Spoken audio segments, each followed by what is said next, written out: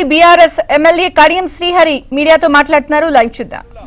వరిధాన్యం దిగుబడి అవడము ఇది సత్యము, ఇది ఒక రికార్డ్.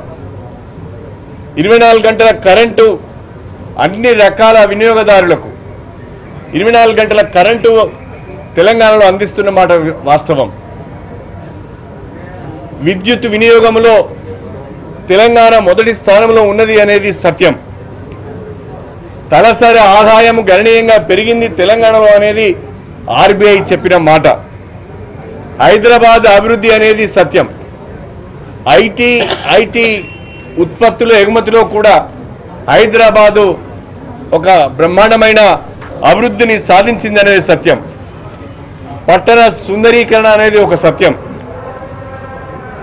స్టేట్ ఓన్ ట్యాక్స్ రెవెన్యూస్ను పెంపొందించుకోవడంలో, అభివృద్ధి చేసుకోవడంలో తెలంగాణ నెంబర్ 1 అనేది ఆర్బీఐ చెప్పిన మాట సత్యం.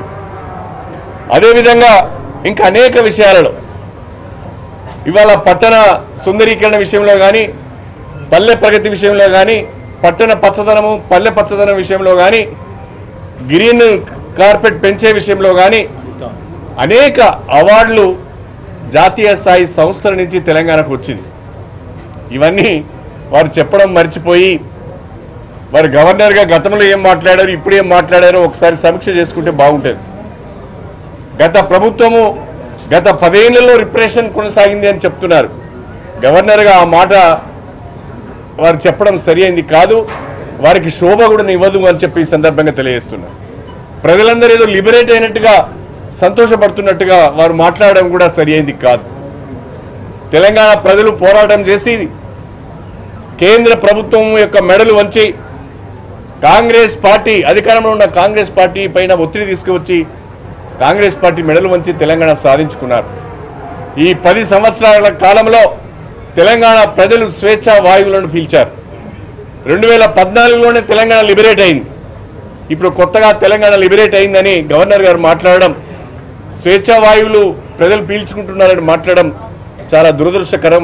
ఇది ఆమెకి ఏమాత్రం కూడా శోభనివ్వదు అని చెప్పి ఆ స్థానంలో ఆ స్థాయిలో ఉన్న వ్యక్తి మాట్లాడవలసిన విషయాలు కాదు అని చెప్పి సందర్భంగా తెలియజేస్తున్నారు. అదేవిధంగా అబద్ధాలు చెప్పడం వలన, అసత్యాలు చెప్పడం వలన గవర్నర్ గారి స్థానాన్ని అబాస్పాలు అవుతుంది తప్ప ఆ స్థానానికి శోభ మాత్రం రాదు అని చెప్పి సందర్భంగా గుర్తు చేస్తున్నారు. గవర్నర్ గారు కాంగ్రెస్ పార్టీ ప్రకటించిన 6 గ్యారెంటీలు గవర్నమెంట్లోకి వచ్చిన తర్వాత ఏ రకంగా అమలు చేయబోతున్నాం, 100 రోజుల్లో అమలు చేస్తామని చెప్పారు. దానికి ఇదమిద్దమైన రోడ్ మ్యాప్ లేదు, దానికి ఇదమిద్దమైన ప్రణాళిక లేదు. అది చెప్పకుండా మిగతా అన్ని విషయాలు చెప్పారు. ఇది చాలా బాధాకరమైన విషయం. కొత్తగా గవర్నర్ గారు ఈ సెషన్లో ఏదో చెప్తారని ఆశపడ్డాం.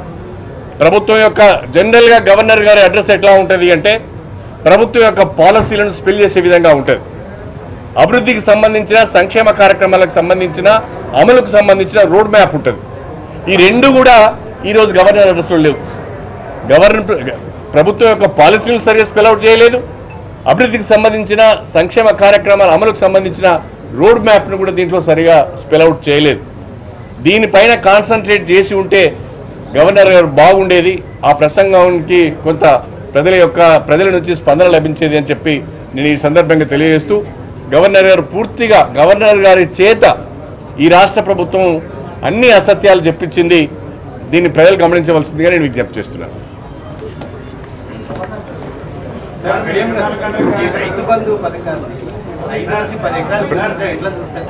ప్రధానంగా ఈ యొక్క గవర్నర్ ప్రసంగంలో రైతు బంధు ప్రస్తావన, మన దళిత బంధు ప్రస్తావన లేదు. దళిత బంధు గురించి ఒక వర్డ్ కూడా రాయలేదు దీంట్లో.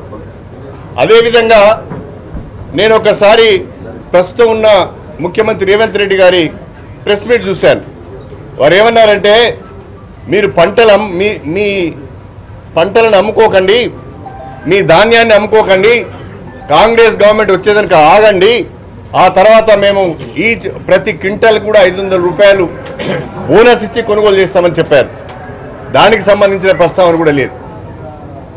దళిత బంధు ప్రస్తావన లేదు, పంటలకు బోనస్ ఇచ్చి కొనుగోలు చేసే ప్రస్తావన కూడా దీంట్లో లేదు. అంటే కాంగ్రెస్ ఇచ్చిన హామీల నుంచి అప్పుడే పలాయనము చిత్తగించినట్టుగా భావించవలసి వస్తున్నది.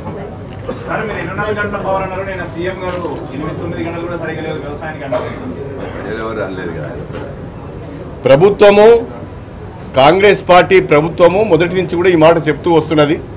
కానీ రైతుల దగ్గర నుంచి కానీ ప్రజల దగ్గర నుంచి కానీ మాకు కరెంటు అందుబాటులో లేదు అనే ఒక కాంప్లైంట్ కానీ, ఒక ధర్నా కానీ, ఒక కార్యక్రమం కానీ ఏనాడు కూడా జరగలేదు.